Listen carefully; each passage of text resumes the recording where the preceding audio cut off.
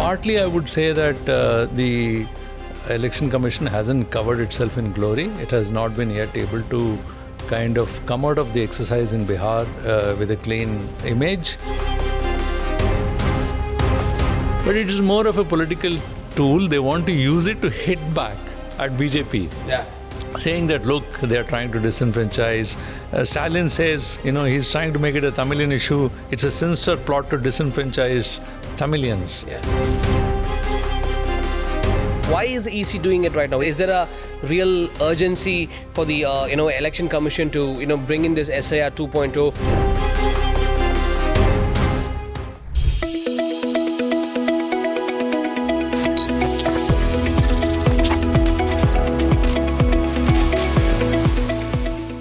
Hello and welcome. I'm Srinivasan and this is Talking Sense with Srini. Election Commission has launched a special intensive revision, SIR 2.0, of electoral rules across 12 states and union territories. The move has sparked backlash in poll-bound states of Tamil Nadu and Kerala, with both chief ministers, Mr. M.K. Stalin and Mr. Pinarayi Vijayan, terming it no less than a voter snatch exercise. Joining us to unpack the implications of SIR 2.0 is our editor-in-chief, Mr. Srinivasan. Thank you very much, sir. Yeah, hey.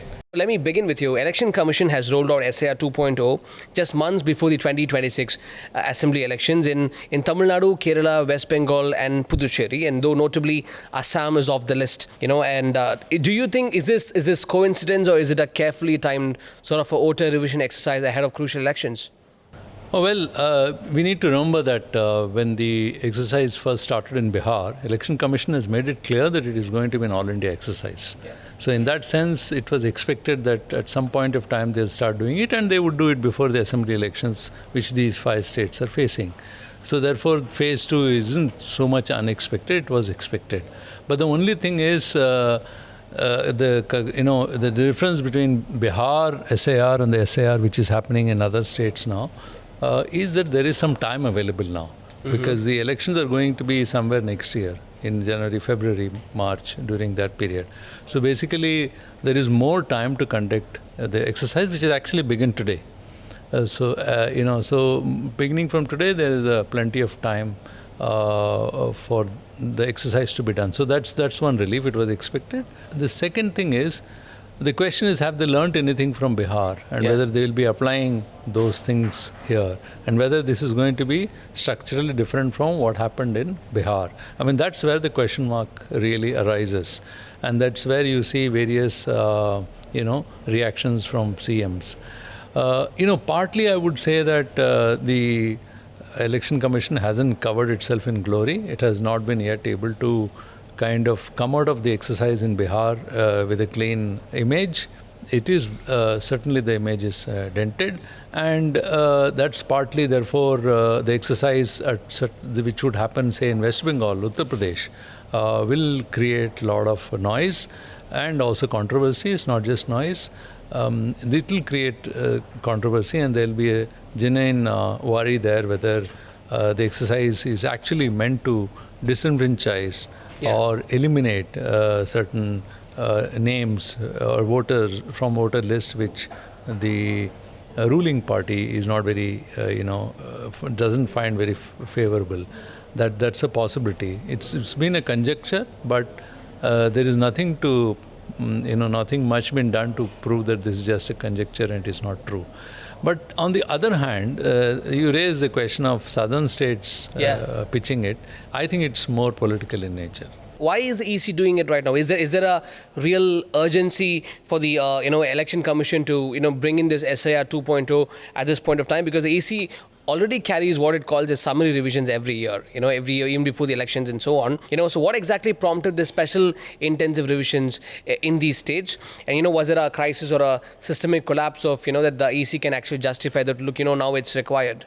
Well, that's a good question. I don't think there is any immediate emergency. It is happening after 2 decades. Yeah. So look, summary revisions or annual revisions do happen on a regular basis. Summary revisions are done just before an election, so which was done for parliamentary elections also, and it was expected that it will happen for this elections also. But it doesn't create so much of noise as special intensive review is being done. I think one of the reasons why SIR is becoming, controversial because the way Election Commission is framing it. It is also saying that we are using SAR to remove illegal, citizenship from the voter list. Now, you would argue that determining a citizenship is not the task of Election Commission, but then since the Election Commission is supposed to give enroll any citizen of India, therefore using that they are trying to say that look, we are going to eliminate those who are from the electoral list, those who are not Indians. Now the issue is actually in the court. There is separate that court whether in this issue they should get into that at all.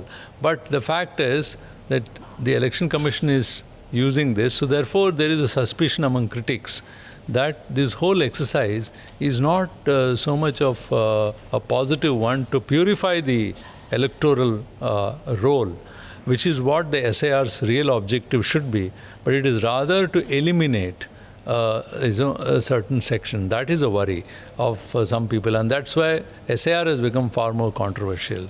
Okay, so we saw how the special intensive revisions panned out in Bihar. There was a barrage of accusations over alleged disenfranchisement of voters, particularly those in the line of periphery. Are we should we be bracing ourselves for yet another SAR 2.0 where large sections of the marginalized people will be sort of excluded rather than keeping it inclusive?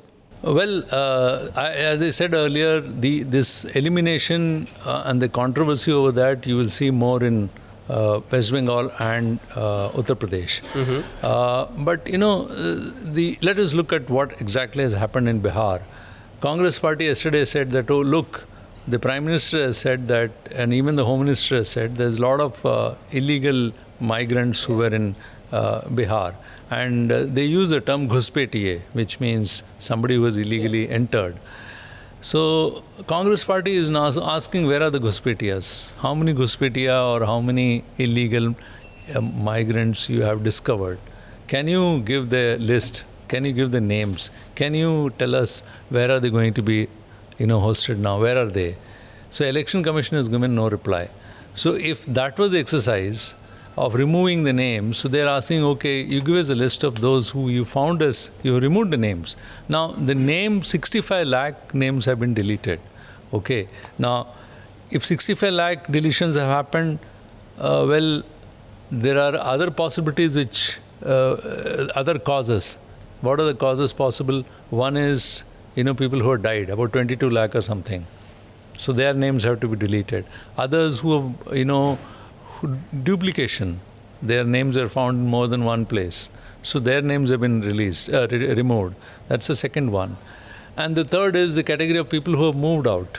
Okay, so is it that, or is it also illegal migrant, which included, if the whole controversy was over illegal migrants, so where are they? So on which Election Commission is silent. Now, I will, in the case of Bihar, I will quote Yogendra Yadav here, who's a petitioner in this case, and he has petitioned the Supreme Court.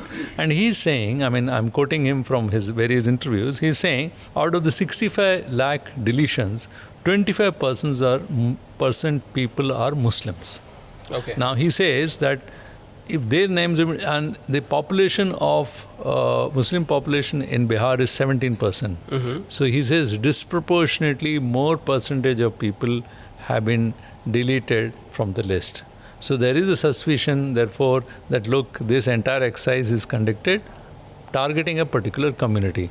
Further, he says, if you look at 3.66 lakh voters who were deleted after the draft list came, after the publishing of the draft list, then again they deleted 3.66.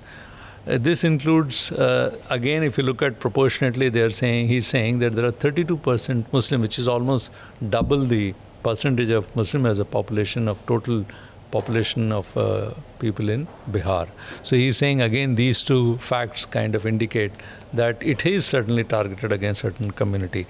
Now, if you ask a question, black and white proof, that proof has to be given by the Election Commission. Election Commission is not very transparent. And if they had come out with this, it would have been a better solution. The other thing is, yesterday when there was, at the press conference, the Chief Election Commissioner Ganesh Kumar was asked a question that why don't you apply for duplication simply the software?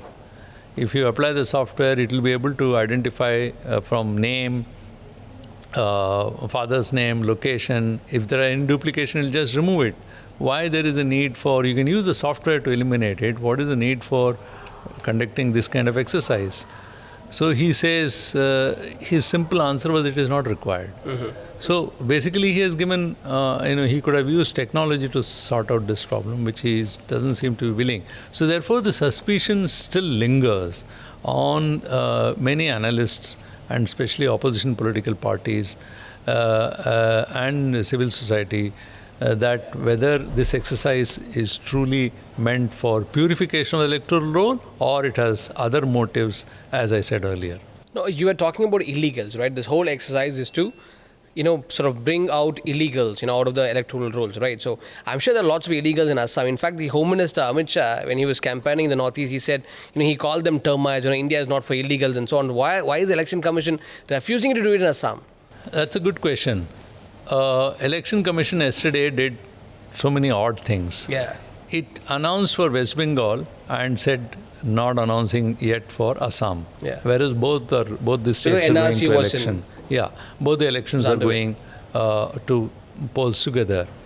The reason which he gave for Assam is that Assam is already going through a process of NRC, and the NRC role is under examination, and therefore it can wait because a separate notification has to be done for that. Now the reason for this is basically that the NRC exercise started in 2017. The first list came in 2018, first draft, in which 40 lakh people were eliminated. The second draft came and the final draft in 2019, in which 19 lakh people were found illegal. When you see the breakup, the Muslims in that are 7 lakhs and non-Muslims are about 12 lakhs. So the whole exercise went into a kind of a toss after that.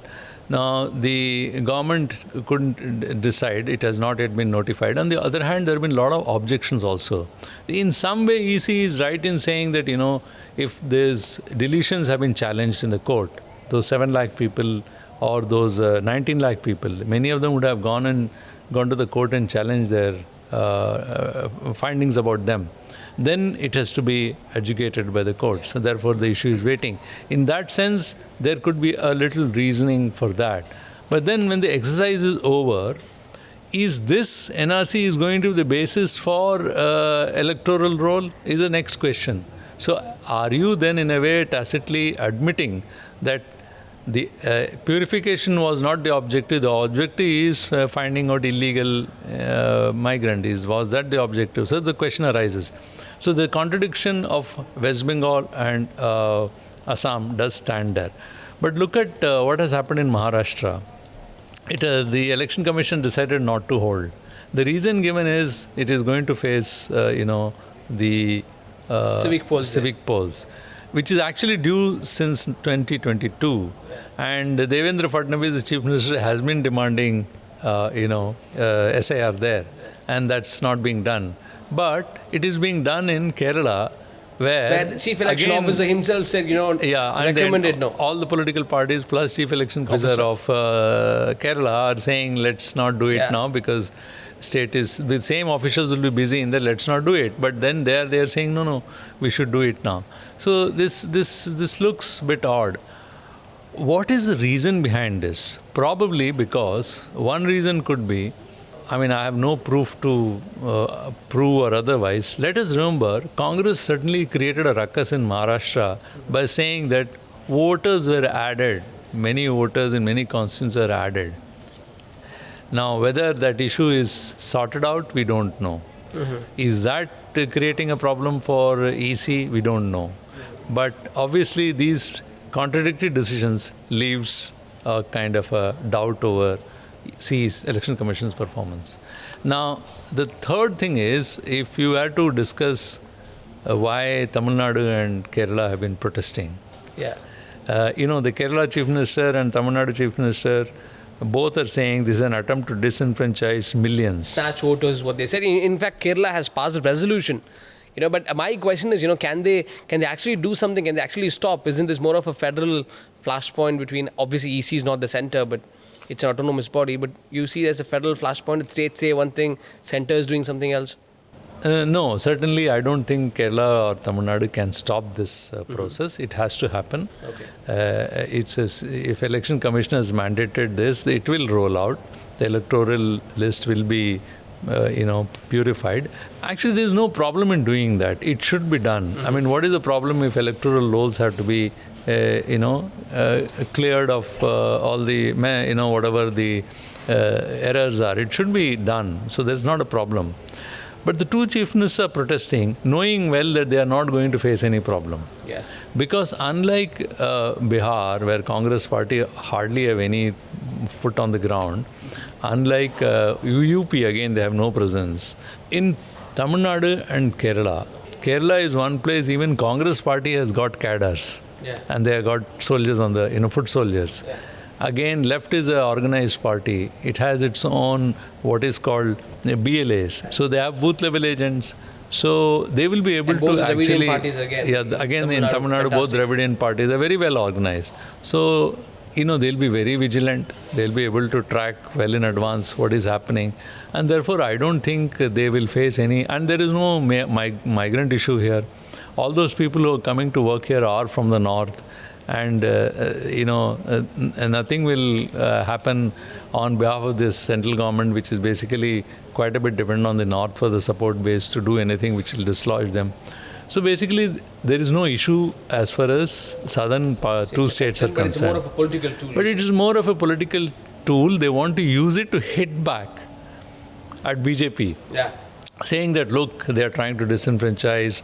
Stalin says, he's trying to make it a Tamilian issue. It's a sinister plot to disenfranchise Tamilians. So they are raising the emotive issue, and they are using the same tactics which perhaps, BJP is using in the north. And they're using the similar one to strike back at BJP in the south. But again, so let's talk about Mamta as well. I don't think any kind of a pushback came in from Mamta there, but I think what I saw was, in the news reports is that lots of bureaucrats have been transferred. No. Yeah, I mean, there will be a strong pushback, and there is from Mamata Banerjee. See, TMC is not going to leave this. They have already alerted all its cadres. They are already, because again, TMC is one party which has very strong cadres on the ground. And West Bengal has a large Muslim population. That's right, exactly. And they are supporters of TMC. And therefore, TMC is not going to leave it just like that. It will be an issue which will be fought on also the Matua issue, which is a big issue there. Yeah. And Matua's last time had a BJP support, but then this time our correspondent there says that they are also a bit disillusioned with the party. And they are also a bit worried that whether they'll be disenfranchised because of this exercise. So there is a state of confusion there. And Mamata Banerjee is not going to leave this issue. Her booth agents, her party workers on the ground have already started working, and they will give a pushback. And again, let's remember, her party is in power there. So you will see a very strong pushback from TMC. There is a slight difference in the case of Uttar Pradesh. In Uttar Pradesh, Samajwadi Party has already alerted its cadres. Their people like booth agents and all have started working.